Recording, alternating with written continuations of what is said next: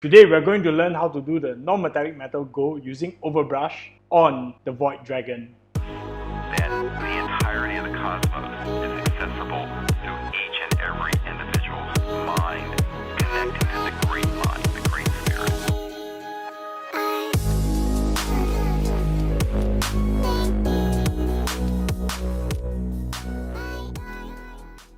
Welcome back to the channel, collectors. So in today's video, we'll just be focusing on how to do this bright reflective gold on the Void Dragon. In our previous video, we have already finished painting the Void Dragon Sky of NMM. If you are interested to learn how to do that, you can check out the links in the description below. In this video, we'll be learning how to paint the high shine gold using Overbrush. This video is one of 3 videos that we will be painting the Void Dragon, and you should check out the playlist in the description below too. So if you're ready to paint some gold non-metallic metal, let us begin. Alright, so here are some colors you'll be needing.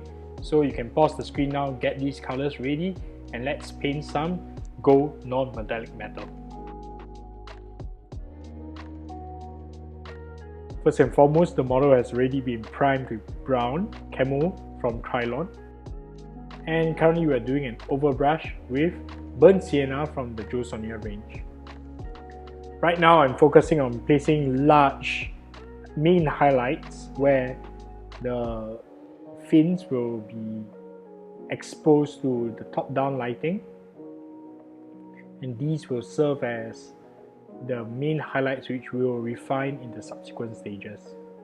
I'm also going to be using this burnt sienna to create some of the reflected light, because I'm trying to make the reflected light orange to showcase the rich gold material that this is made of.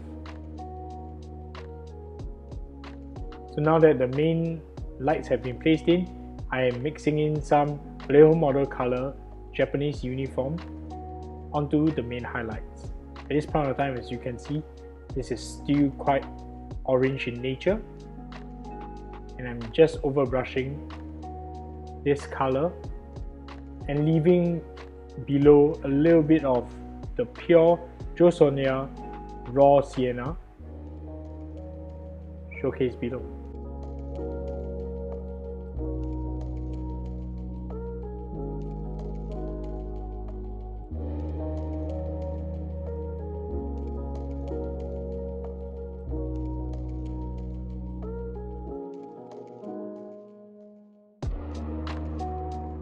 So after several coats of Japanese uniform, this is what you end up with.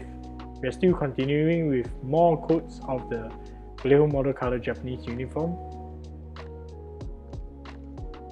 And I want this to be the mid-tone of the color. I want to make sure that this occupies a significant amount of volume in the highlights so that this can be perceived as the mid-tone. Okay, so right here what you can see is I'm adding in just a little trace of Vallejo model color Iraqi sand.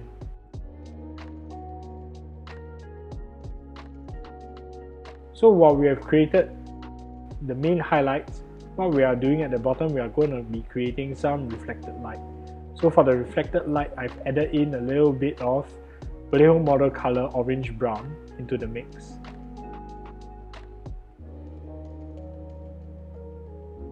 So what I want to draw your attention here is that reflected light, I'm trying to use an orangey tone, whereas the main highlight I'm using a pale yellow tone, maybe sometimes even until a green, to showcase the gold.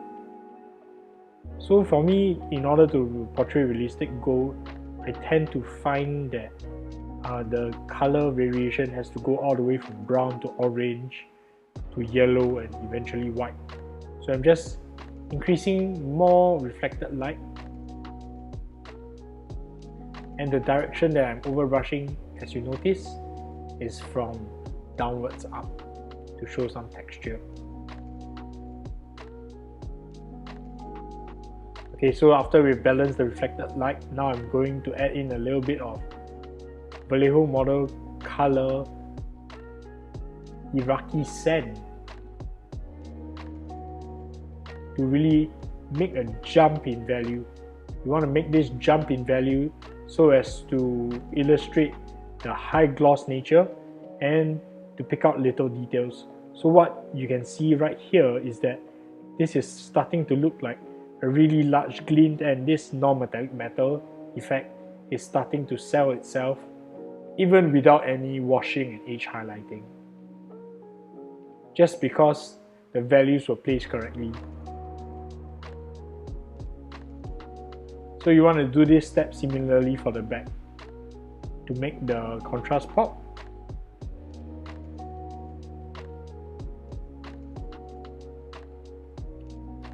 And with the overbrush method, you want to use a really old and beat up brush, because you can't discount the fact that the randomness and the random scratchings do increase and create that added level of realism by creating particles that sort of, well, glimmer as an image. So right here I'm adding in Vallejo model color ivory to push the contrast even further. What this does is this creates a glint, and this is reflected from the main light source, which is in essence the sun.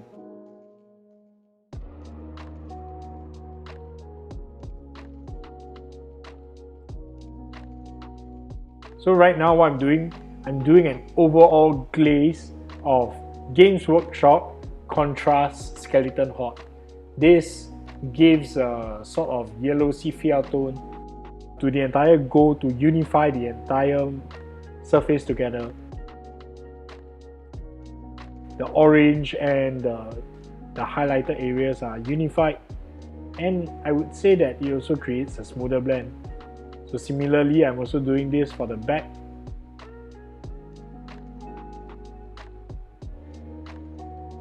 And right here what you can see is that I am using Games Workshop shade, Raglan Flash shade, to reduce the values on the reflected light area. So while Raglan Flash shade reduces the values, it also increases the saturation to make the orange even more outstanding. Right here I'm reinforcing the shape of the highlights using Games Workshop Agrax Earthshade.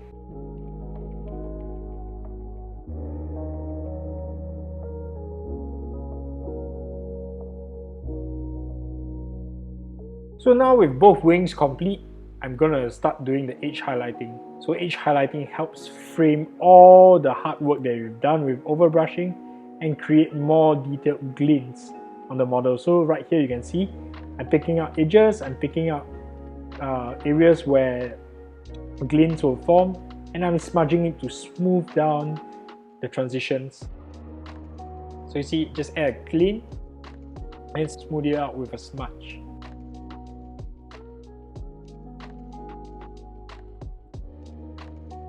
So this really makes the surface look extremely reflective, and because you are also cleaning up a lot of the edges, it makes it also much sharper.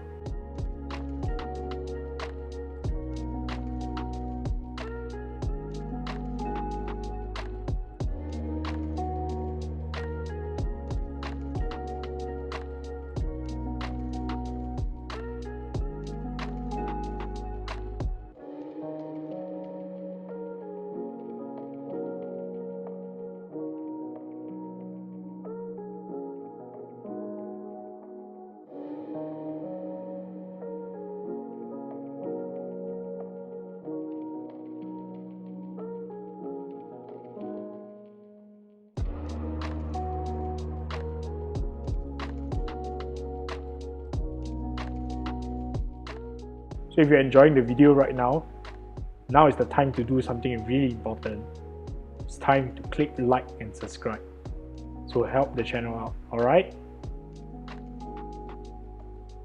So we're approaching the end of the video. If you found this video useful, please click like and subscribe because it really helps us a lot, and I'll be showing you the final result on the Void Dragon very soon.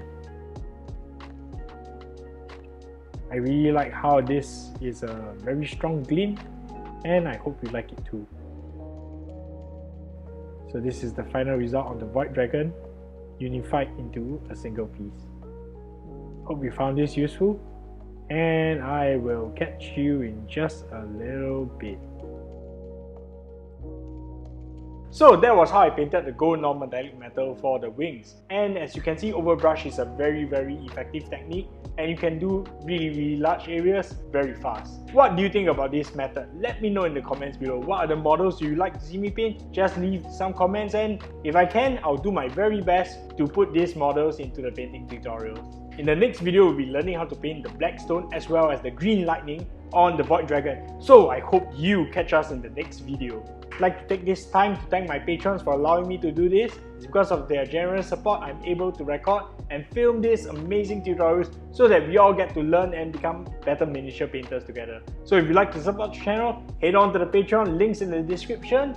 And for whatever reason you can't become a patron, that's okay too. I'd like to appreciate your time for watching till the end. So if you want to help the channel even further, do click the like, subscribe and all the other stuff, because this tells YouTube that this content is relevant and it's good for miniature painters like yourself. So I hope to catch you in the next video where I paint the black stone and the green lightning on the Catan Void Dragon. See you!